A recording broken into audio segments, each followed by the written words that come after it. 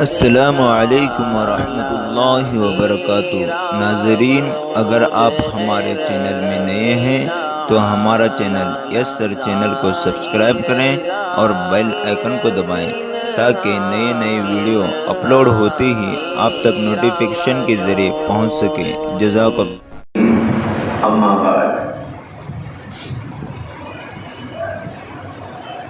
بیان تو طے ہے، مغرب کے بعد جلسہ گاہ کے اندر ہوگا۔ یہاں پر غیر رسمی طور پر جمع ہو گئے۔ مولانا کا حکم ہے کہ کچھ بات آپ حضرات کے گوش گزار کرو۔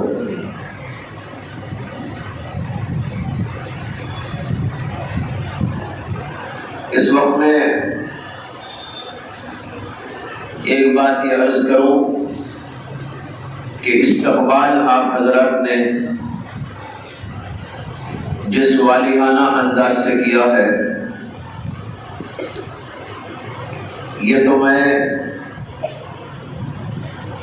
آپ کے لیے دعا دیتا ہوں کہ اللہ آپ کو اس کی جزا دے، لیکن ایک بات کا دھیان رکھنا چاہیے کہ فضول نہ ہو، ایسی رسمیں ہم نہ کریں جو ہمارے بزرگوں کی نہیں ہے۔ استقبال اسلام میں یہ ہے کہ سلام ہوتا ہے، مصافحہ ہوتا ہے، دعا دی جاتی ہے، دعا لی جاتی ہے۔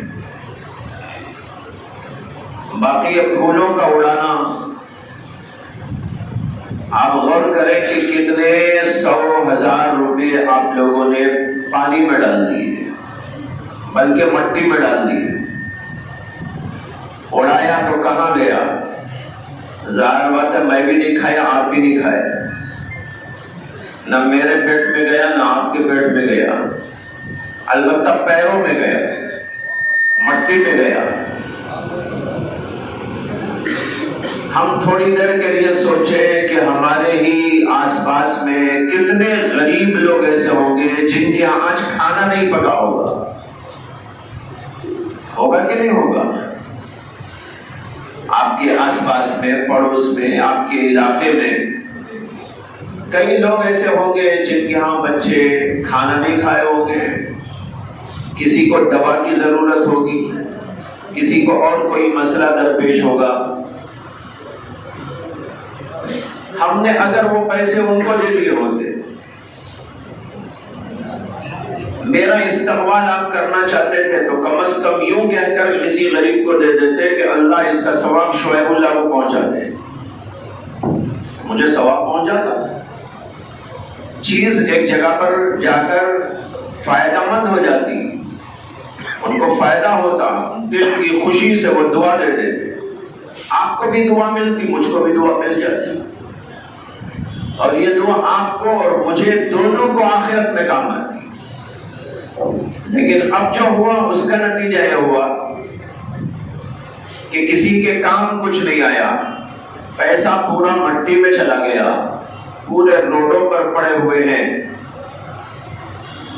اور اس کا فائدہ نہ آپ کو ہوا نہ مجھے ہوا، بلکہ ہو سکتا ہے کہ اللہ قیامت میں پوچھ لے کہ زائد یہ جو تم نے ضائع کیا پیسہ، اس کا حساب دو، فضول خرچی کا حساب دو، تم نے کیوں یوں اڑا دیا؟ ان المبذرین کانوا اخوان الشیاطین، بے موقع خرچ کرنے والے لوگ، ضرورت بے ضرورت ہر جگہ اڑانے والے لوگ شیاطین کے بھائی ہوتے ہیں۔ اللہ کا ارشاد ہے۔ میں جب سے آیا تب سے دیکھ رہا ہوں تو میرا دل اس سے بہت غمگین ہے، اور میں بار بار استغفار پڑھ رہا تھا، منع بھی کیا، لیکن اس کے باوجود بچوں نے جوش میں ولولے میں کیا۔ لیکن بڑے لوگوں کو چاہیے کہ وہ اپنے بچوں کو سمجھائیں، استقبال کریں، ٹھیک ہے، بہت اچھی بات ہے، استقبال ہونا چاہیے، ایک مومن دوسرے مومن کا استقبال کرتا ہے، لیکن اس کا طریقہ ہمارے ہاں یہ ہے کہ مصافحہ ہوتا ہے، دعا دی جاتی ہے، دعا لی جاتی ہے یا زیادہ سے زیادہ یہ کہ اللہ کا نام بلند کر دیا جاتا ہے، اللہ اکبر کی صدائیں بلند کی جاتی ہیں، اس کی وجہ سے ہمیں اور آپ کو سب کو ثواب ملتا ہے اور ان کے نام اعمال کے اندر اللہ کا ذکر لکھا جاتا ہے۔ باقی باتوں کو ختم کر دینا چاہیے، ایسی بات کا آئندہ اہتمام کریں اور غلط چیز کا اہتمام ہرگز نہ کریں۔ ذکر بہت قیمتی چیز ہے، اللہ کا ذکر دل میں نور پیدا کرتا ہے، دل میں سرور پیدا کرتا ہے۔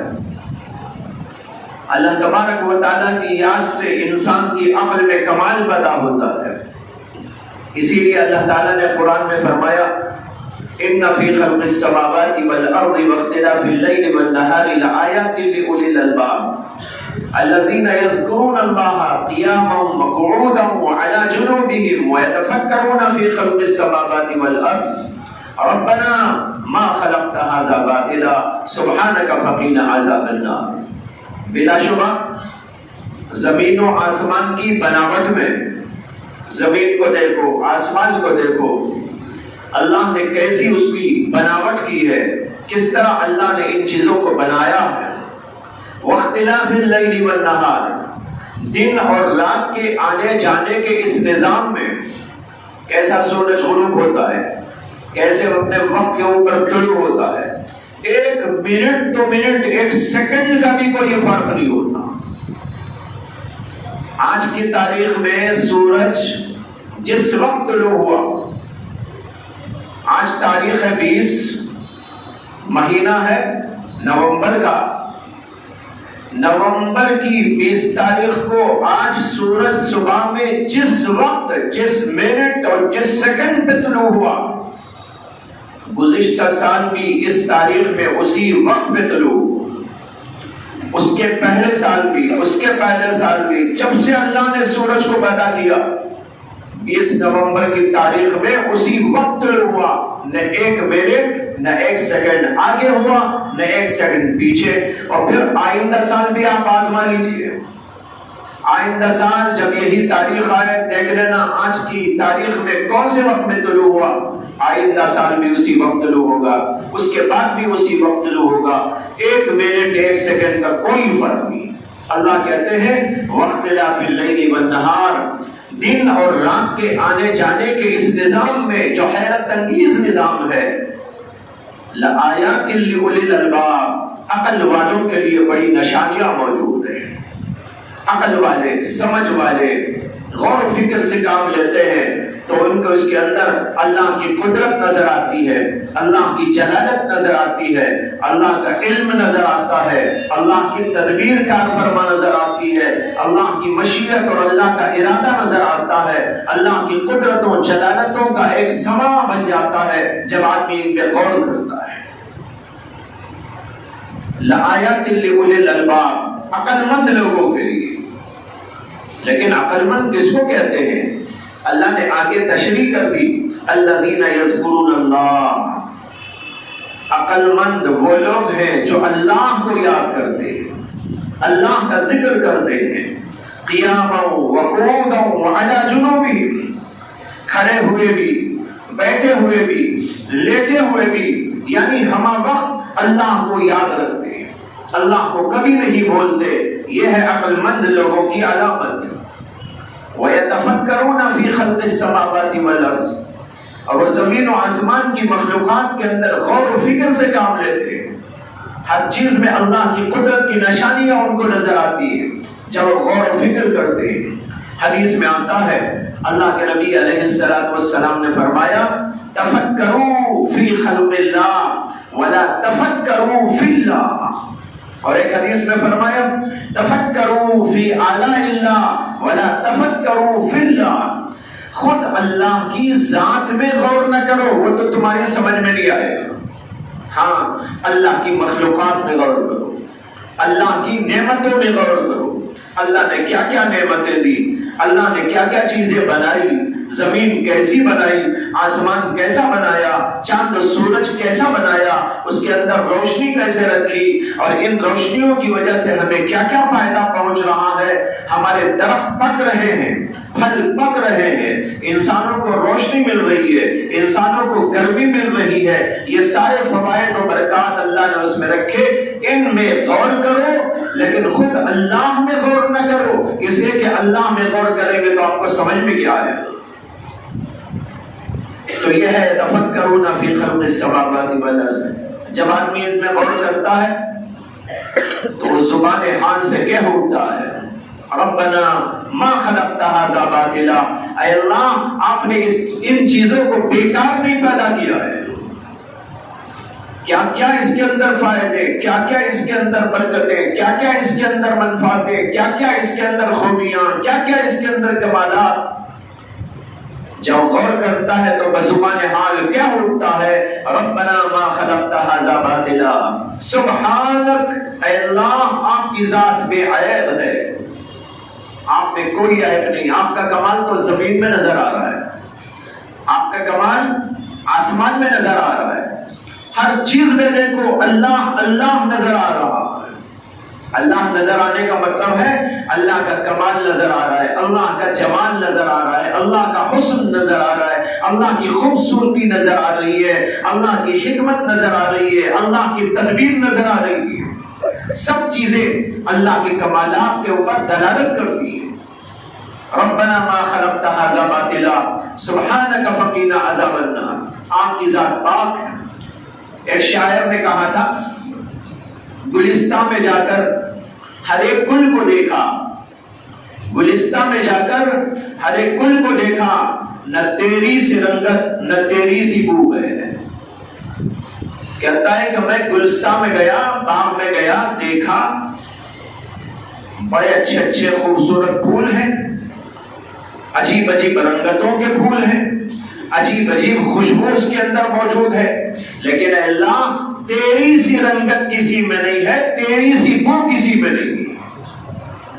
لیکن ایک اور شاعر نے اس کا جواب دیا جو بڑا عارف بلّہ تھا، پہنچا ہوا تھا، اس نے کہا گلستان میں جا کر ہر ایک گل کو دیکھا، تیری ہی سی رنگت تیری ہی سی بو ہے۔ کیا مطلب؟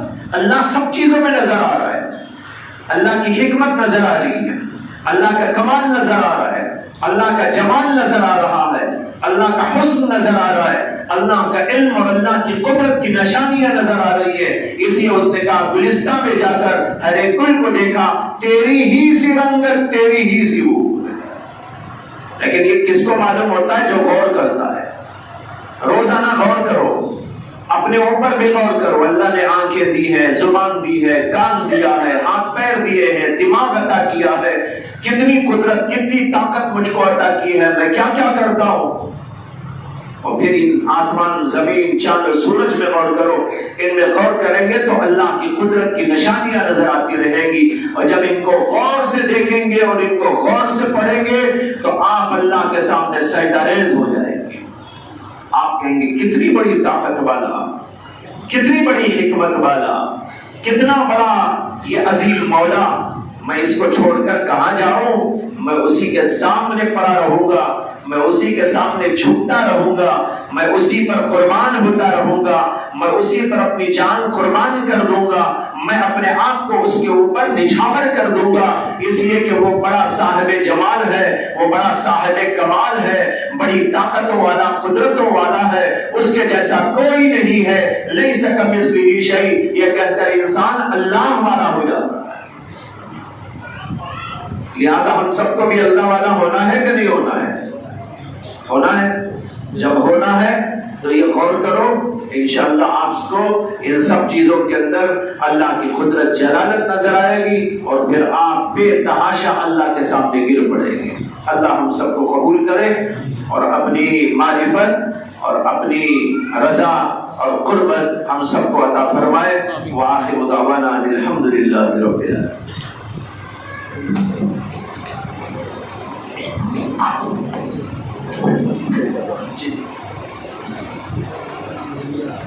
علماء کرام ہیں اور ہمارے گوجری کے ذمہ دار ہیں، کوئی تعلقی کے ذمہ دار جو حضرات ہیں وہ اوپر تشریف لے چلے، باقی حضرات یہیں رہیں، صرف ذمہ دار حضرات حضرت کے ساتھ ہیں، ہمارے اکابر علماء ہیں اور چند ذمہ دار حضرات، باقی حضرات یہیں رہیں، وہاں بھیڑ جمع نہ کریں۔